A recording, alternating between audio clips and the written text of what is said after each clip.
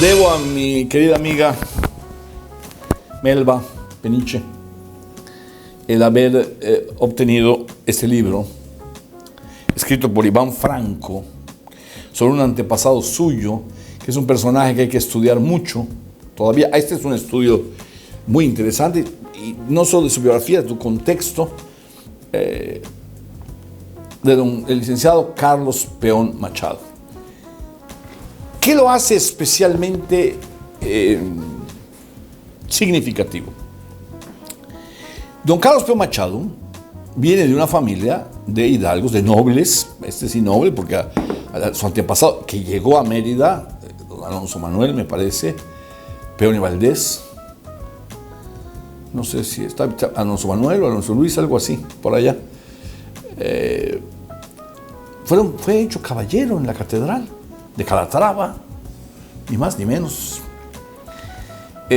Vinieron los Peón en el siglo XVIII, ojo, el siglo del cambio de las reformas borbónicas en España, y vinieron en parte a ver las encomiendas. Todavía había encomiendas, porque la encomienda existió hasta el siglo XVIII en Yucatán, de Montejo. Y por allá hay un historiador, bueno, no lo dice abiertamente don Juan Francisco Molina en su Historia de la Colonia, pero se puede intuir que también se metieron a ciertos asuntos de tratos con los británicos. No todos, por supuesto, no se puede generalizar, pero quizá algunos sí. Entonces, el licenciado Peón viene de esa estirpe. Vaya, y cuidado que estaba rico. Temozón, la gran hacienda de don Roberto Hernández, no sé si ya la vendió, allá Temozón Sur, no, Temozón Norte, que es una colonia, es una gran hacienda, es una magnífica hacienda, era propiedad de él, bellísima por cierto, ya restaurada, entre otras tantas, y entre otras propiedades en la ciudad, y la casona esa enorme que visité hace algunos años. Ya no sé, la pandemia significó un break-even point en nuestra historia. Entonces es un hombre de estirpe noble, de estirpe conservadora, sus antepasados y toda su familia, toda, creo que hasta el doctor Peón Contreras, toda su familia era conservadora. Y él fue el adalid, fue el líder de lo que llaman los historiadores, yo creo que con un gran tino, la segunda generación de liberales en Yucatán. La primera, ya sabemos, Justo Sierra, Zavala, todos ellos, los sanjuanistas eran liberales. Tenían un pensamiento liberal.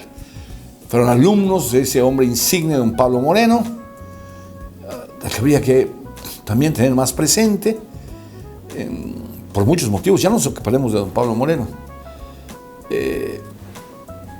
Y ellos fueron la primera generación. Y aquí vino la segunda generación. Y tiene a un exponente entre los nobles. Porque, ¿qué es el liberalismo? El liberalismo, en primer lugar, se concibe en Inglaterra, en Gran Bretaña. Hay que saber lo que es Inglaterra, hay que saber lo que es Gran Bretaña, hay que saber lo que es United Kingdom, el Reino Unido. Bueno, se concibe en Gran Bretaña, se piensa en el siglo XVII, desde luego que es el siglo en que se piensa, es el siglo de la ciencia, de los albores de la ciencia. Luego viene el siglo XVIII, el siglo de la Ilustración, totalmente, es un movimiento liberal. Es una manera de convivir, que eso no existió después en Francia, pero bueno, es una manera de convivir, no es una doctrina política, es una forma de coexistir en la sociedad, tolerando a todos. Primera cosa, una ley y todos iguales ante la ley. Es abolir todas las formas de fuero. Antes había una ley para los clérigos, una ley para los militares, el fuero militar, y otra ley para los civiles, y un montón de segmentaciones. Entonces aquí, no, una ley para todos y todos iguales ante la ley. Una separación, que es un acierto grandísimo, entre la cantidad de importantes aciertos que le debemos a don Benito Juárez, son las leyes de reforma, y a todos estos hombres enormes de la reforma y de la República restaurada. Separación Iglesia-Estado. Antes de las leyes de reforma, la Iglesia tenía 3/4 partes. La Iglesia, las órdenes religiosas, las cofradías, 3/4 partes del territorio nacional. Imagina cómo le cayó a los parientes del licenciado Carlos Pío Machado que él enarbolara esta doctrina. Y después los liberales, lo voy a decir de una manera más coloquial, ¿no? Estaban enamorados del futuro. Creían en el ferrocarril, en la luz eléctrica. Los Estados Unidos ya era una prueba, era su modelo, ¿de acuerdo? Creían en el libre mercado.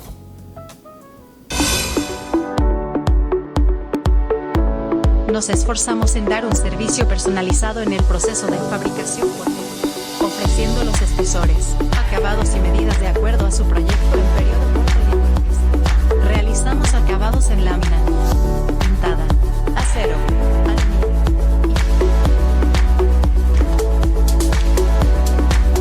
respetuoso al medio ambiente. Rendimiento garantizado. Con un alto atractivo estético. Alta resistencia y trabajabilidad. Adaptándonos a tu presupuesto. Garantía por más de un año. Selma Puertas. Sistema abatibles y corredizas. Sistema ascendente. Sellos de andén a la medida que requieran. Realizamos casetas de vigilancia.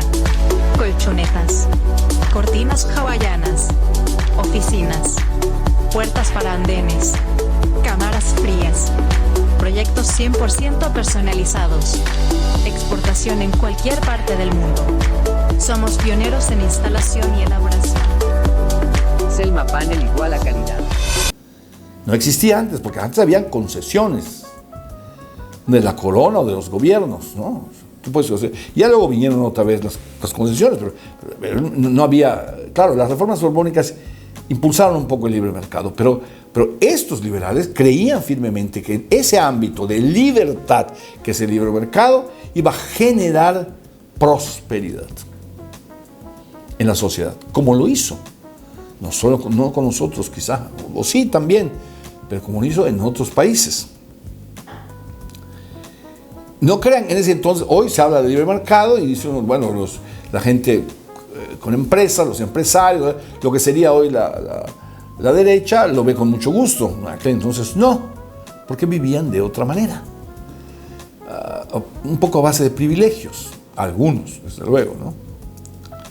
Bueno, este hombre ya es la segunda opción, y hace para mí, hace una suerte de síntesis del problema del siglo XIX. Decir voces liberales y conservadores es un esquema del siglo XIX. Seguramente ya fueron los revolucionarios y después ya fueron los socialistas. Entonces,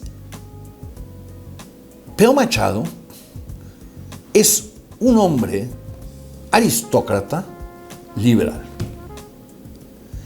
En él, esa fue la lucha además, las guerras del siglo XIX fueron esas. En él ya se acaba.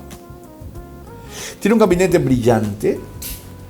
Su secretario de gobierno era el doctor José Palomeque Solís, ya nos ocuparemos de él. Eduardo Bojorquez Sáiz hizo una nota en el periódico, un pequeño ensayo, muy bien documentado, del doctor Palomeque, un hombre genial. Fue el secretario general de gobierno. Su secretario particular era otro hombre extraordinariamente lúcido, don Agustín Vadillo Cicero. Sí, señor, que se llevaba tantos premios en la universidad de aquel entonces. Entonces él hace, no dejó de ser un hombre de muchos caudales, el licenciado Pío Machado, pero fue un hombre que planteó lo que posteriormente iba a continuar de una manera un poco ya deformándose. Olegario era un hombre, un liberal total, Olegario Molina, era un hombre totalmente liberal que luego se situó en el lado de los conservadores. Fue al revés de Peón. Peón nació conservador y se convirtió en liberal. Don Olegario, no sé si, sí, yo creo que sí nació su papá. Bueno, o no sé si nació liberal, pero fue un liberal, ¿no? Un hombre que creía en el credo liberal, pero se convirtió en un conservador, digámoslo así, como muchos desde entonces. Yo no sé dónde se vende, pero se los recomiendo mucho. Carlos Peón Machado, se van ustedes a ilustrar muchísimo sobre una época muy importante. Hoy lo vemos suave, pero es muy importante y no se debe ver así tan a la ligera, porque hay una perversión de lo que es el liberalismo. Claro, el neoliberalismo, quién sabe qué es, nadie lo define. Lo mencionan, pero nadie lo define. Está como los que hablan del Quijote, pero que está aquí, por cierto, evocado, pero nadie ha leído el Quijote, pero lo mencionan. Bueno, pues esto, y la Biblia también, ¿no? Pues en esto sucede lo mismo, ¿no? Hablan por hablar. Pues nadie dice quién es el neoliberal. El liberalismo es una forma de convivencia. Hay liberalismo económico y hay liberalismo político y social. Claro, son cosas diferentes, pero en un lado caminan juntas, ¿no? No es una doctrina política, es una forma de vivir, de convivir, de las diferentes ideas puedan coexistir sin que prevalezca una en el Estado mexicano, a pesar de el Estado que anula las otras. Verbo y gracia, los fueros militares, los fueros eclesiásticos que existían antes de que estos liberales y la reforma diera su gran lucha y su gran batalla. Bueno, no sé dónde, pero consíganlo, quizá en alguna librería del gobierno del Estado, ya de la Secretaría de Cultura y las Artes, lo puedan conseguir y puedan tener una idea maravillosa de un momento muy luminoso y además terriblemente significativo de la historia de Yucatán. Bueno, si esta cápsula le gustó, suscríbase a este canal, si no, diga lo que le parezca, pero vea la próxima, a lo mejor se le gusta.